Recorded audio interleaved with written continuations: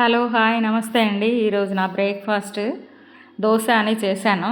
కానీ వెజిటబుల్స్ ఇంట్లో చాలా ఉన్నాయి. దానివల్ల బీట్రూట్, క్యారెట్, కొత్తిమీర తినాలని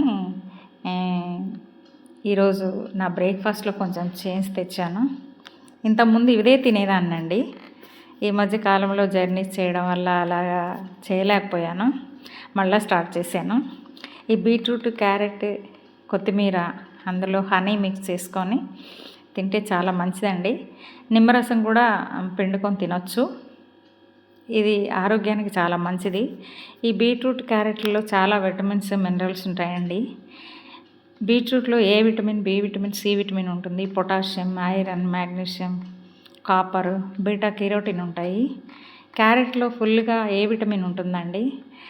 ఈ వీటిల్లో ఈ హనీ మిక్స్ చేసుకొని తినడం వల్ల చాలా టేస్టీగా ఉంటుంది. ఇది ఆరోగ్యానికి చాలా మంచిదండి.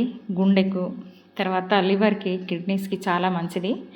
ఇది జ్యూస్ కూడా చేసుకొని తాగితే మంచిదండి. మార్నింగ్ చాలామంది తాగుతారు. ఇది దాని జ్యూస్ కంటే కూడా ఇలాగా తురుముకొని తింటే మనకి ఫైబర్ అందుతుంది మన శరీరానికి ఫైబర్ చాలా అవసరం అండి. ఈ ఫైబర్ ఏంటంటే మన కడుపులో పేగుల్ని చాలా శుభ్రపరుస్తుంది.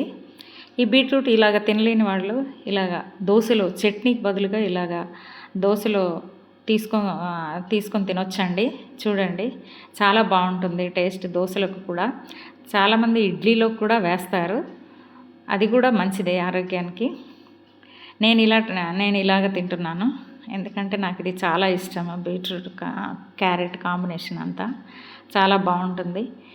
మీరు కూడా ఒకసారి ట్రై చేయండి. ఇలాగా చట్నీ కాకుండా దోశలోకి ఇలాగ ట్రై చేయండి. మీకు ఈ వీడియో నచ్చినట్లయితే లైక్ చేయండి, సబ్స్క్రైబ్ చేసుకోండి, నన్ను సపోర్ట్ చేయండి.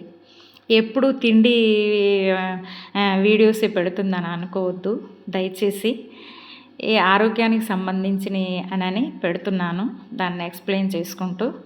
దయతో నన్ను సపోర్ట్ చేయండి. ఈ వీడియో నచ్చితే లైక్ చేయండి, సబ్స్క్రైబ్ చేసుకోండి.